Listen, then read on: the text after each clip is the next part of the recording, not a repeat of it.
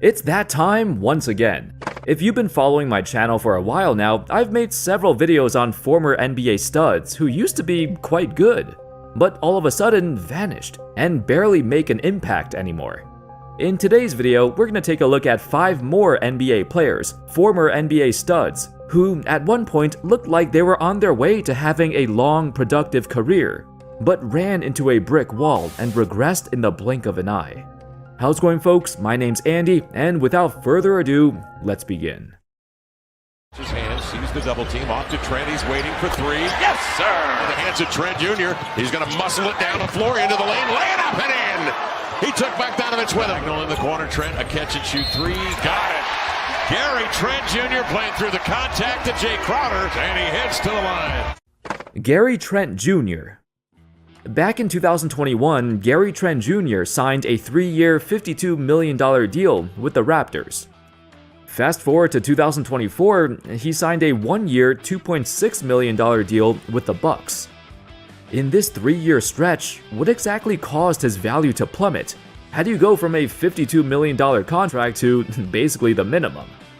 Not too long ago, Gary Trent Jr. was considered a young, pivotal piece of the Toronto Raptors' efforts to build for the future. He was supposed to be the ideal shooting guard to play alongside their rising star, Scottie Barnes. Gary Trent Jr. already had the shooting touch down. The question was, can he develop into a legitimate two-way player? The Raptors envisioned him becoming a 3-and-D player. They wanted him to defend on the ball more often, to eventually improve to the point where he can guard the opposing team's best perimeter threats. On paper, he seemed like he was on his way to becoming a player like, Buddy Hield, or maybe even Klay Thompson, which was kind of funny because they were the players he got compared to on draft night. However, the Raptors gave him 3 full seasons to see what he can do, and the results? Not good. Despite being a physically gifted player, a strong, burly shooting guard, he's literally allergic to scoring at the basket, and has zero capability of getting to the rim. The only thing he's good at is catch and shooting, and needs his teammates to set him up, because he can't even create for himself. In addition to this, you'd think he'd make up for it by putting more effort on defense. I mean, the Raptors did say that Klay Thompson was the player that he should become.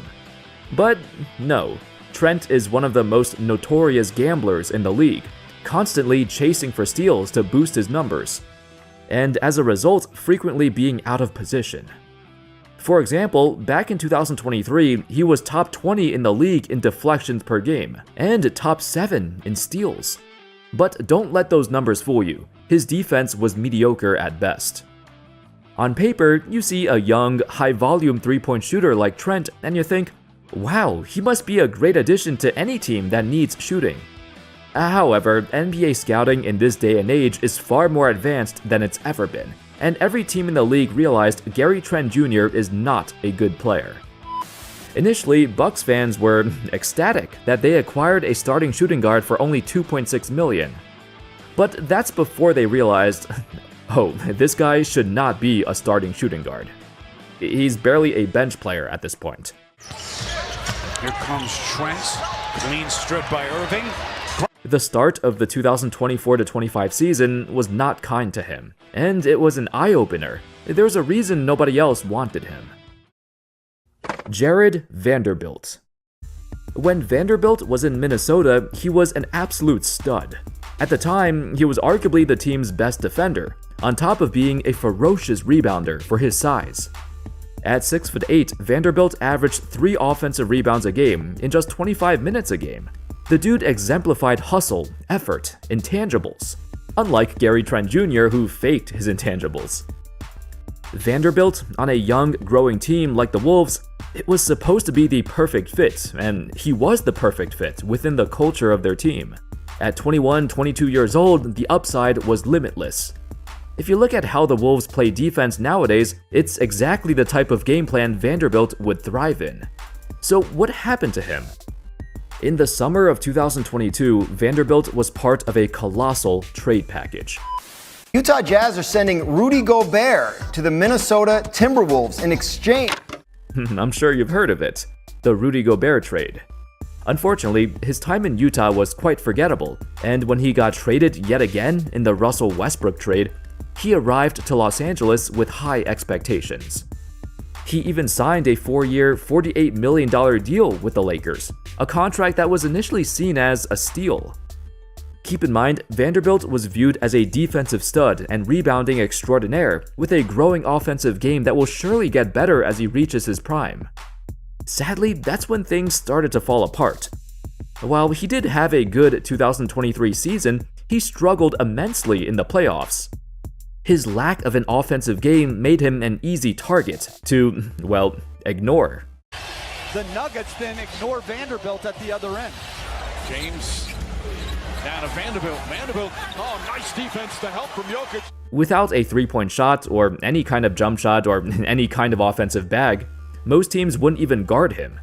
The Lakers would routinely play 4-on-5 on offense, and that was the first sign that perhaps his limited offensive game is a huge issue, and no amount of hustle or energy is going to change that.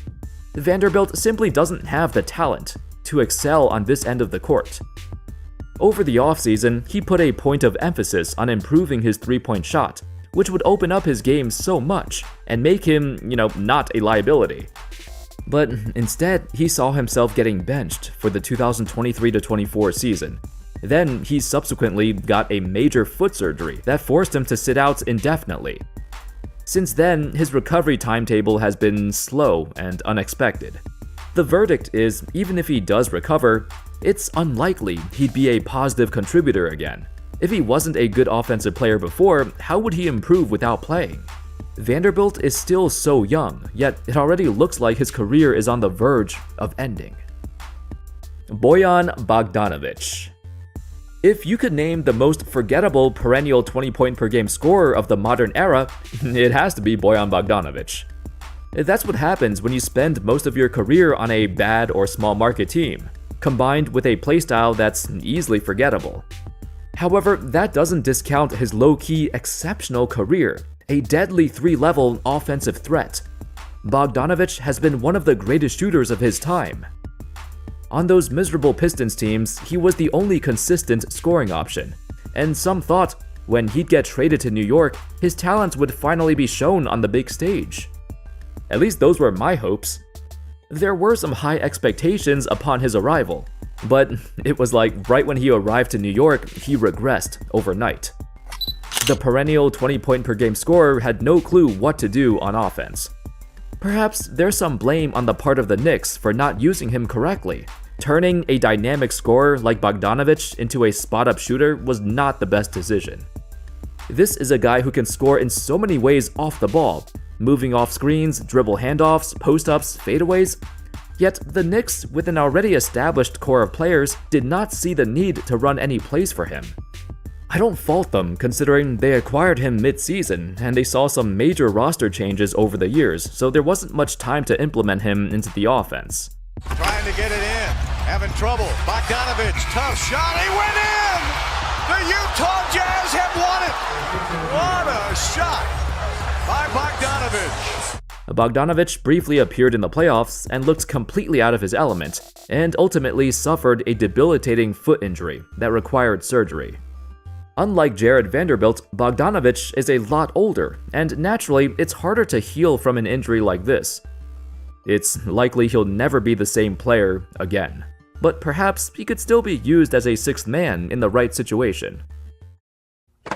Kevin Porter Jr.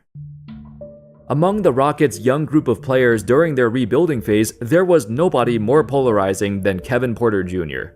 On one hand, it looked like he had huge potential and exceeded all expectations as a 30th overall pick. And you can just see the confidence growing. Porter Jr. again! Kevin Porter Jr. with his 9th three-pointer of the game. 50 points for Kevin Porter Jr. Though he didn't have a true position at first, he developed his passing and shooting ability over the years, and by the age of 22, he became a core piece of the franchise, along with Jalen Green and Alperen Şengün. The Rockets even offered him a 4-year, $83 million extension, which he happily accepted. Then, it all came crashing down. Kevin Porter Jr. was arrested for domestic assault. The report came out that Porter assaulted his girlfriend and left her with a fractured neck and a deep cut above her eye. While the NBA and most major sports have never really taken domestic assault as seriously as they should have, this was quite the severe case.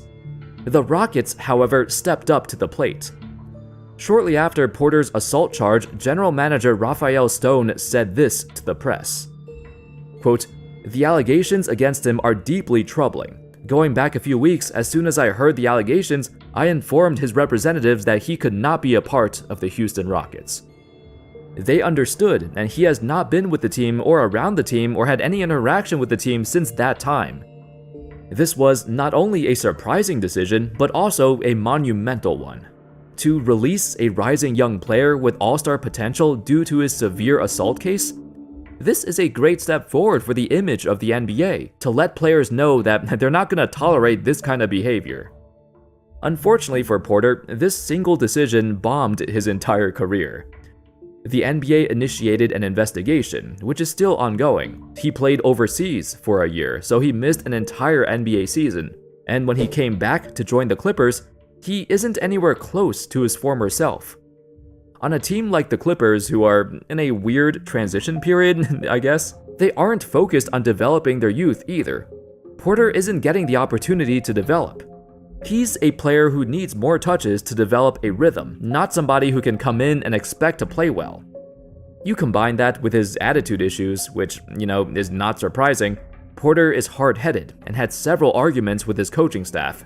His overbearing confidence was difficult to deal with, especially since he was never talented enough to justify that. Oh, and remember the time he brought his teammate to a strip club and got him assaulted? Whatever happened to Sterling Brown anyway?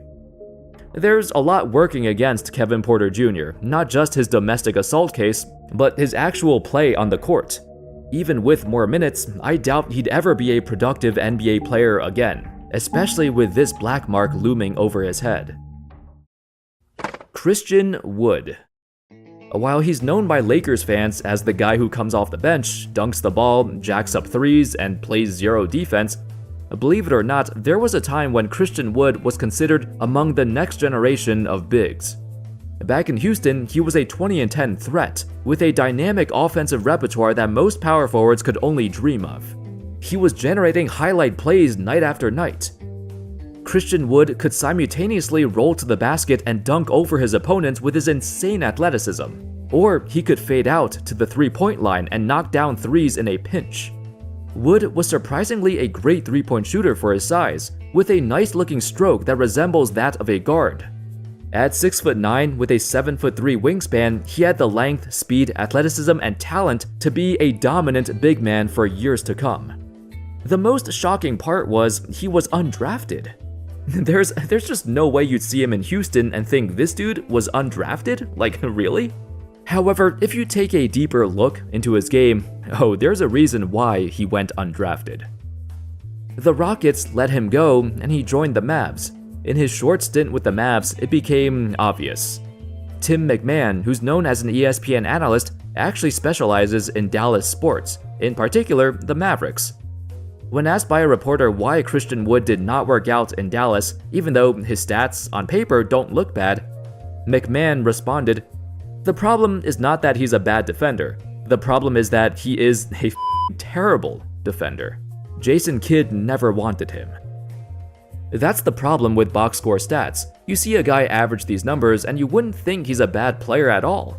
Even in Dallas, he put up an efficient 16-7 and shot well above league average, all in just 26 minutes a game. But there's a reason teams gave up on him over and over again. Not just his poor defense, but his lack of motor and his zero IQ plays that cause the defense to crumble whenever he's on the floor.